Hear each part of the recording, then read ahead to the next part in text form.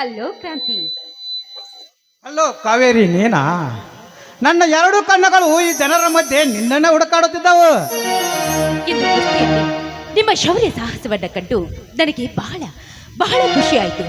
ನಾನೇ ಶೂರಾದಿ ಶೂರನೆಂದು ಬೆರಿತಾ ಇದ್ದ ಗರುಡು ರಾಜನ ಸೊಕ್ಕನ್ನ 1000 ಜನರ ಮಧ್ಯೆ ಮಣ್ಣು ಮುಕ್ಕಿಸಿದೆಯಲ್ಲ, ನನಗೆ ಪರಮಾನಂದವಾಯಿತು. ಪರಮಾನಂದವು ಅಷ್ಟೇ ಏಕೆ ಕಾವೇರಿ, ಹೆಂಡು ಹಾಲು ಕುಡಿದಟ್ಟು ಖುಷಿಯಾಗಿದೆ. ಮಳೆ ಬಂದರೆ ಮರದಡೆ ನಿಲ್ಲಬೇಡ, ಕಷ್ಟ ಬಂದರೆ ನಂತರ ಮನೆಗೆ ಹೋಗಬೇಡ, ಸುಖ ಬಂದರೆ ನಂಬಿದ ದೇವರನ್ನು ಮರೆಯಬೇಡ. ಹಾಗೆ ಪ್ರಾಣಕ್ಕೆ ಪ್ರಾಣ ಕೊಡುವ ಈ ಗೆಳತಿ ನನ್ನೊಂದಿಗಿರುವಾಗ ಈ ಕ್ರಾಂತಿಗೆ ಸೋಲೆಂಬ ಅಪಸರವೇ ಇಲ್ಲ ಕಾವೇರಿ. ಅಳಿಸಲಾರದ ಬಂಧನ ಚಿತ್ರ ಪದಿಕೊತಿ ಗುರು ಕಲಿಸಿದ ವಿದ್ಯೆ, ಸೋಲಿಲ್ಲದ ಶಕ್ತಿ ಕಾಪಾಡಿಕೊಂಡು ಬಂದ ಸತ್ಯ. ಬಾಲ್ಯದಿಂದ ಕೂಡಿದ ನಮ್ಮ ಇಬ್ಬರ ಪ್ರೀತಿ ಅಮರವಾಗಬೇಕೆಂದರೆ ಅಮರವಾಗಿರಬೇಕೆಂದರೆ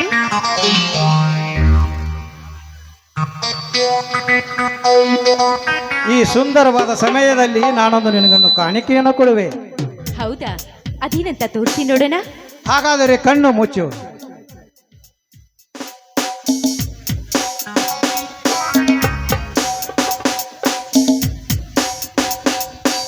ಕಣ್ಣು ತೆರೆ. ಈ ಸಿಂಗಾರದ ಹೆಣ್ಣಿಗೆ ಬಂಗಾರದವು. ವಾವ್, ಇದೇನಿದು ಕ್ರಾಂತಿ? ನನ್ನ ಜೀವನದಲ್ಲಿ ಮರೆಯಲಾರದಂತ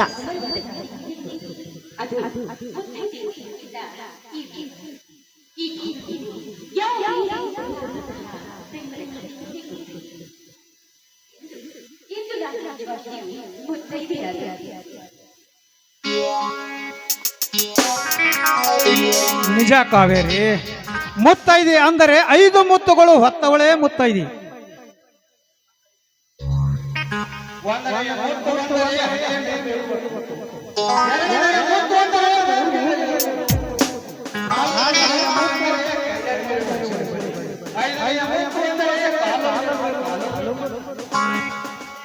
ಈ 5 ಮುತ್ತುಗಳ ದಿವ್ಯ ಶಕ್ತಿ ಹೇಳ್ತೀರಾ?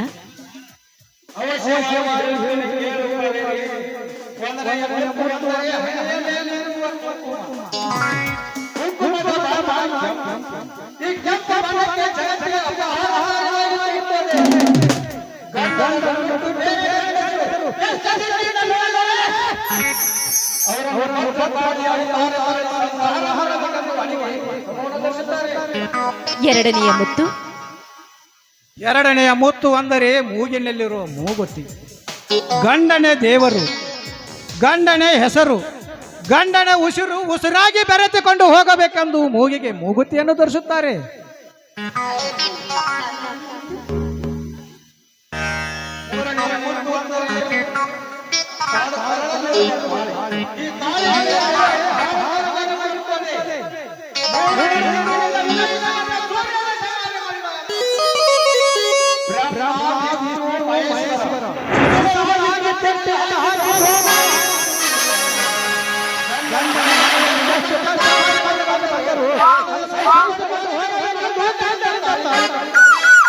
ಹಾಗಾದ್ರೆ 4ನೆಯ ಮುತ್ತು.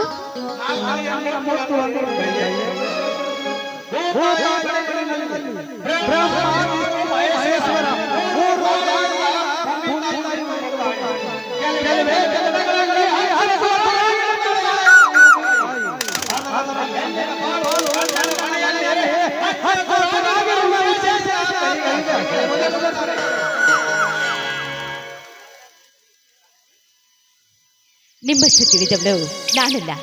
ನಮ್ಮ ಭಾರತೀಯ ಸನಾತನ ಸಂಪ್ರದಾಯದ ಕುರಿತು ಎಷ್ಟು ತಿಳಿದುಕೊಂಡ್ರೂ ಕಡಿಮೆನೆ.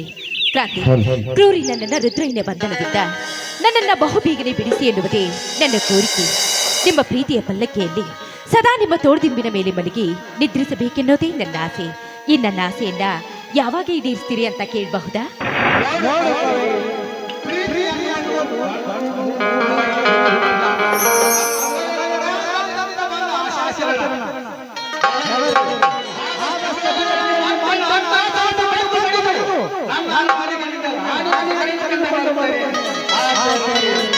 ಆದರೆ ಅಂತ ಅಪಸ್ವರ ಬೇಡ ನಟರಾಜ. ನಮ್ಮಿಬ್ಬರ ಮನಸ್ಸು ಒಂದಾಗಿವೆ ಅಂದ ಮೇಲೆ ನಮ್ಮಣ್ಣ ಅಷ್ಟೇ ಅಲ್ಲ, ಆ ಹರಿಹರ ಬ್ರಹ್ಮನಿಂದಲೂ ನಮ್ಮಿಬ್ಬರ ಸಂಬಂಧವನ್ನ ಮುರಿಯಲು ಸಾಧ್ಯವಿಲ್ಲ.